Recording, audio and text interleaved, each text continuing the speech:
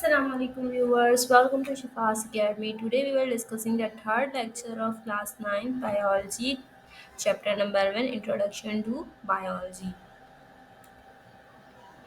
Okay, first relationship of biology with other sciences. ये जो सवाल है ना, ये मोस्ट इम्पॉर्टेंट क्वेश्चन है। ये अक्सर पास पेपर्स में लॉन्ग क्वेश्चन के तौर पर भी आ चुका है सिंध बोर्ड के पास पेपर्स में, और as a different separate definition के तौर पर भी आ चुका है। ठीक है, तो ये मोस्ट इंपॉर्टेंट क्वेश्चन है, इसको ध्यान से समझें। और ये नोट्स के तौर पर भी बिल्कुल नोट्स की तरह बने हुए हैं। ये पिक्चर्स को आपको कुछ नहीं बनानी, बिल्कुल ये मैंने आपको समझाने के लिए लगाई हैं। लेकिन ये जो डेफिनेशंस है ना, ये बिल्कुल सिंपल करके मैंने लिखी हैं कि बहुत ही अच्छे नोट्स के थ्रू बिल्कुल कोई हाई पेड जो कोचिंग सेंटर्स होते हैं उनके नोट्स जो होते हैं ना, उनकी तरह मैंने बनाने की कोशिश की है। ठीक है, और तो आपको ये आई होप आप लोगों के लिए हेल्पफुल रहे।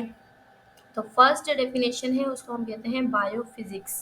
ठीक है, relationship of biology with other sciences. इसका मतलब क्या है कि बायोलॉजी तो एक फील्ड है ही, लेकिन उस फील्ड का दूसरी साइंस की फील्ड के साथ क्या ताल्लुक है, वो कैसे बायोलॉजी जो है ना उनके साथ लिंक करके वो दूसरी फील्ड्स उसमें से ब्रांचेस निकल रही हैं कैसे। ठीक है, तो सबसे पहली है बायोफिजिक्स। ये जो ब्रांच है ना, ये फिजिक्स की ब्रांच है। आपको पता चल रहा है कि bio, word bio and physics. ठीक है, बायो का मतलब होता है लाइफ, और फिजिक्स का मतलब आप लोगों को पता है, फिजिक्स आपका एक सब्जेक्ट भी होगा। फिजिक्स जो है ना, ये फिजिक्स मशीनों पर काम करता है। ठीक है, फिजिक्स जो है ना, फिजिक्स मशीनों पर काम करता है। कैसे? ये ऐसी ब्रांच है जो फिजिक्स की ब्रांच है, in which laws and techniques, इसमें हम क्या करेंगे, यूज़ करेंगे लॉज, उसूलों को, and techniques of physics are applied to explain the process of life.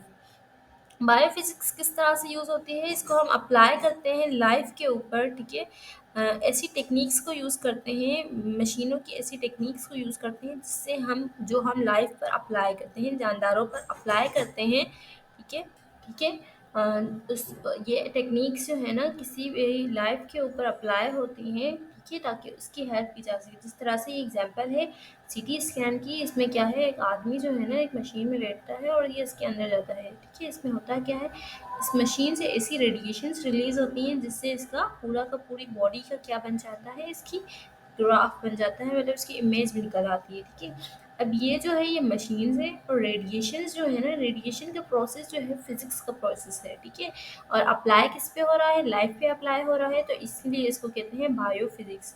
ठीक है, सीटी स्कैन की फुल फॉर्म होती है कंप्यूटराइज्ड टोमोग्राफी। ठीक है, तो ये जो है इसी तरह से बायोलॉजी जो है ना फिजिक्स के साथ, मतलब उसके साथ रिलेशनशिप बना के उसके लाइफ के लिए हेल्पफुल हो रही है। ठीक है, इसकी ब्रांचेस निकल रही हैं। सेकेंड ब्रांच क्या है हमारे पास, बायो मैथमेटिक्स या फिर बायोमेट्री। इसका भी बहुत ज़्यादा रोल है, आप लोगों ने देखा होगा कि इसकी डेफिनेशन क्या है। तो पहले डेफिनेशन पढ़ लेते हैं। The branch of mathematics which collect data of living organisms, it play very important role in research. देखिए, ये मैथमेटिक्स की ब्रांच है। आप लोगों को पता चल रहा है कि बायो और मैथमेटिक्स, बायो मतलब लाइफ और मैथमेटिक्स मतलब मैथ्स कैलकुलेशंस। ठीक है, तो ये मैथमेटिक्स की ब्रांच है। इसमें होता क्या है, इसमें कलेक्ट करते हैं डेटा को कलेक्ट करते हैं। किसके डेटा को कलेक्ट करते हैं, ऑर्गेनिज्म, लिविंग ऑर्गेनिजम्स के डेटा को, मतलब लाइफ के, लिविंग ऑर्गेनिजम्स मतलब लाइफ मौजूद है उनके पास, तो लाइफ मतलब बायो। ठीक है, तो उनका डेटा कलेक्ट करते हैं। ठीक है, ये इंपॉर्टेंट रोल किस में अदा करता है, रिसर्च में। जिस तरह से हम देखते हैं कि अगर हम सिम निकालने भी चाहते हैं तो उसमें हम क्या करते हैं, अपना थंबनेल रखते हैं। ठीक है, तो उससे वो क्या होता है, हमारी पूरी की पूरी जो डेटा होता है उनके पास कलेक्ट हो जाता है। ठीक है, ताकि कोई भी मुश्किल पेश आए तो वो डेटा यूज़ हो, रिसर्च के लिए ये डेटा यूज़ हो। ठीक है, अगर हम दूसरी इसकी एग्जांपल देखें, तो अगर हम अपने आई चेकअप करवाने जाते हैं तो उसमें भी ये कैलकुलेशन जो है ना, ये मैथमेटिक्स की कैलकुलेशन होती है, जिससे हमारे आईज़ की जो है ना, अगर किसी की आई साइट वीक होती है तो उनके नंबर्स कैलकुलेट होते हैं। ठीक है, तो बायो मैथमेटिक्स भी बहुत ही, बायोलॉजी जो है मैथमेटिक्स के साथ रिलेशनशिप कर रही है। ठीक है, तो क्योंकि उसमें लाइफ के लिए इम्प्रूवमेंट आ सके। थर्ड हमारे पास कौन सी है, बायो केमिस्ट्री। बायो केमिस्ट्री क्या है, ये आप लोगों को पता है, केमिस्ट्री और लाइफ। बायो मतलब लाइफ, केमिस्ट्री मतलब केमिकल्स। ठीक है, ये कौन सी ब्रांच है, ये बायोलॉजी की ब्रांच है। इसमें हम क्या करते हैं, स्टडी करते हैं मॉलिक्यूल्स को। इससे मॉलिक्यूल्स जो लिविंग ऑर्गेनिजम्स के अंदर पाए जाते हैं। केमिस्ट्री मतलब केमिकल्स। अब केमिकल्स मतलब कार्बन हो गया, कार्बन एक केमिकल है, हाइड्रोजन एक केमिकल है। हमारी पूरी बॉडी जो है ना, किसी भी लिविंग जानदार की जो पूरी बॉडी है वो केमिकल से ही बनी हुई है। ठीक है, किस तरह से बनी हुई है? जिस तरह से हम कहते हैं ना पानी से बनी हुई है। तो पानी क्या है? पानी एक मॉलिक्यूल है, और मॉलिक्यूल किससे बना हुआ है? केमिकल से बना हुआ है। ठीक है, लिविंग ऑर्गेनिज्म जानदारों के अंदर जो मौजूद केमिकल्स होते हैं ना, उनकी स्टडी किसमें आती है? बायोकेमिस्ट्री में। ठीक है, अब फोर्थ क्या है हमारे पास? जो चौथी है वो है बायोजियोग्राफी। जियोग्राफी आप लोगों को पता होगा, मतलब कैलकुलेशन देखना है कि किस सतह पर या किस जगह पर कौन से लोग कितने रहते हैं। ठीक है, अब बायोजियोग्राफी मतलब हमें देखना है कि कौन से जानदार कहाँ रहते हैं। ठीक है, और वो उनके इलाके पर उनका क्या असर है। ठीक है, क्यों कोई जिस तरह से ऊँट जो है इसे रेगिस्तान में ज़्यादा पाए जाते हैं। ठीक है, क्यों? क्योंकि वो जगह उनके लिए सूटेबल है। इसी तरह से अगर हम पोला बेयर देख लें तो वो बर्फ़ानी इलाकों में ज़्यादा होते हैं, क्योंकि वो ठंड ठंड जो है, ठंड वाला इन्वायरमेंट उनके लिए सूटेबल है। ठीक है, तो बायोजियोग्राफी हमें इसमें ये देखना है कि लिविंग ऑर्गेनिजम्स किस इलाके में, किस रीजन में दुनिया के डिस्ट्रीब्यूट हो चुके हैं, तकसीम हो चुके हैं।